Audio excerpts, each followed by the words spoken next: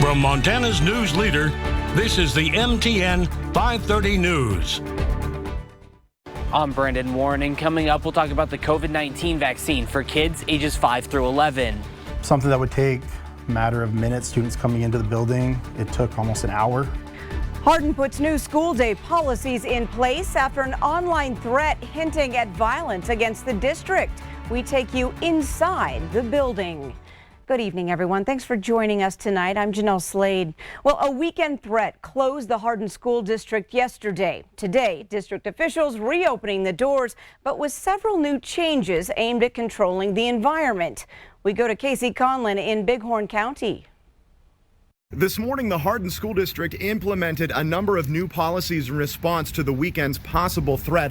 The first of which that was felt by students, 1 point of entry. This is Hardin High School's building. The only way in this morning for all students, once they got in, they were then wanded with one of these, both their person and their belongings, and then they were able to enter the building through these doors. The process took about an hour, but that's a small price to pay, administration and teachers say, for safety.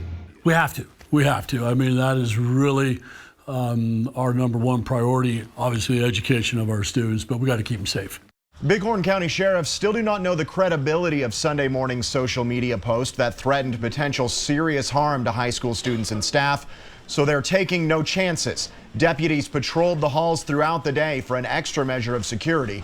The school district even brought in Storm, a 5.5-year-old black lab certified to sniff for gunpowder. Is there one more person in there? Anytime a student needs to leave class, even just to go to the bathroom, they have to be escorted by an adult. The biggest change, however, is undoubtedly a new no cell phones policy. Really hard. The kids are so used to the bell rings, they walk out of class, they open their phone because they're in the hallway, they can have it. But so now it's just no phones at all. That's been a real struggle. Superintendent Johnson says the rule is in place to keep communication lines clear and open. But Passes, who's been teaching at the school for 10 years, thinks there's another potential benefit. They really believe that a lot of this is happening because of social media, because of either TikTok challenges or just communicating on Facebook with bullying online. And so just trying to get rid of that. Johnson says he expects the new policies to be in place at least until the end of the week, but it could be much longer. You never want an incident like this to happen, but what it does is it allows the school, I think, and law enforcement to reevaluate. These are long-term solutions to a threat like this. Casey Conlin, MTN News. Now, we also learned at least 4 other schools across the U.S. were closed due to similar threats yesterday. One of those schools was Hardin Middle School in Missouri, while another was Marion Harding High School in Ohio. School officials in Hardin tell us they were aware of the closures, but as of now, no connections have been found. The COVID-19 death toll continues to climb as the state reports another 46 deaths today, pushing the total count over 2,300 lives. Well, 24 of today's reported deaths are from data reconciliation over the last month, while 22 are considered new. Montana also reports more than 1,100 new positive cases, 307 of those confirmed here in Yellowstone County. Well, the state's vaccination rate now stands at 55%, with nearly 502,000 Montanans fully immunized. Yellowstone County now has 54% of its eligible population fully vaccinated.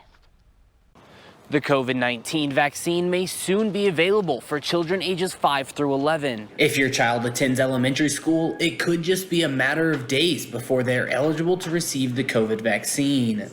An FDA panel met Tuesday and unanimously voted to recommend the Pfizer vaccine for children as young as 5, clearing the way for full FDA approval later this week. It looks very promising. They're going to do the FDA review, and then the ACIP, which is sort of the advisory panel for the CDC, is going to meet. So we still have probably a couple more weeks, but it's much, much closer than we've been in a long time, which is exciting.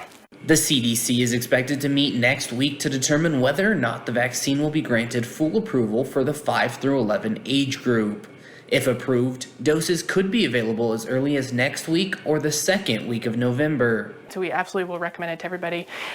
We have not implemented doing it in clinic because we have to wait for full approval, but we do plan on doing that once we have full approval. The vaccine will still be the same 2-shot Pfizer vaccine that many adults and older children have already received, but the doses will be smaller, a third of what adults receive. This is purely based on how their immune systems respond, and the younger kids have very robust responses, and so they're able to do a third of the dose, which is super exciting, that they do a smaller dose and still have what looks like to be the equivalent effect. Kids aged 5 through 11 account for about 9% of reported COVID cases in the U.S. Doctors are hopeful the vaccine will make schools safer as the fight against the pandemic continues.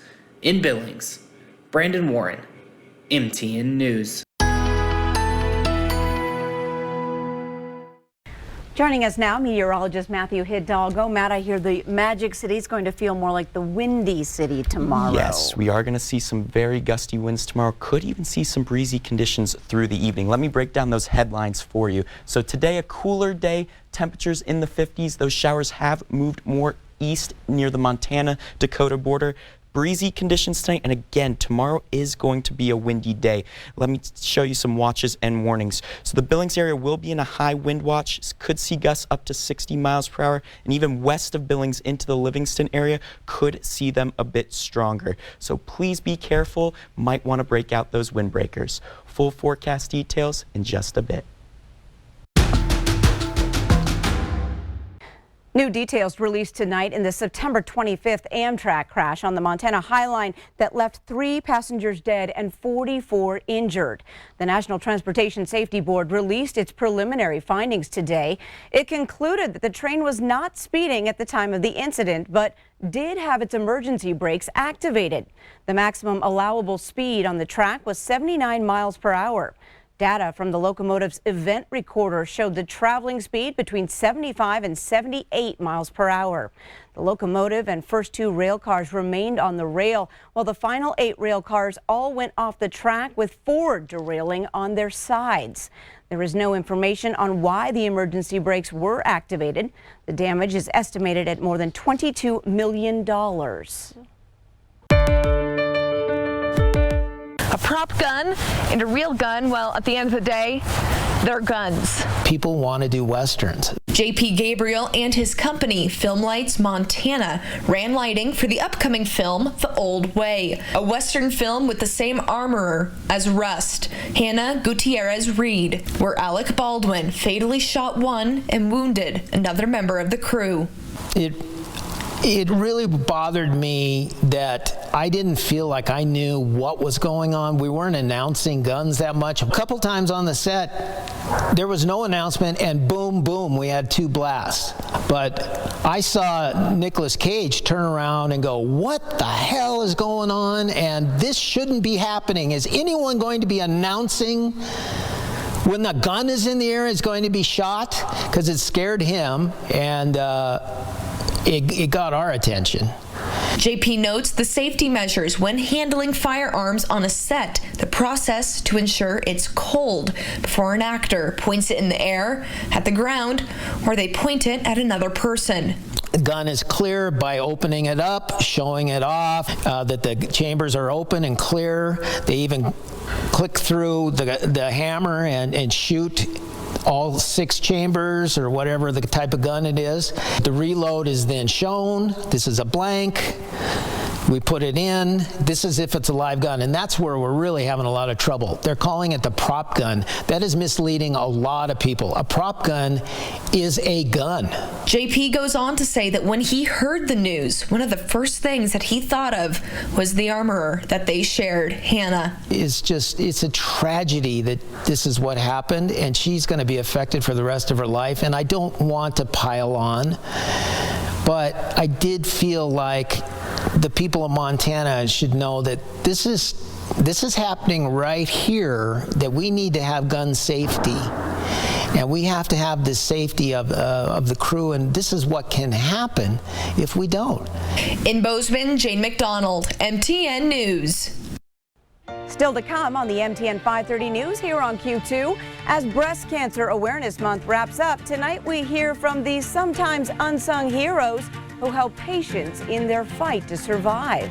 Stay with us. The MTN 530 News continues right after this.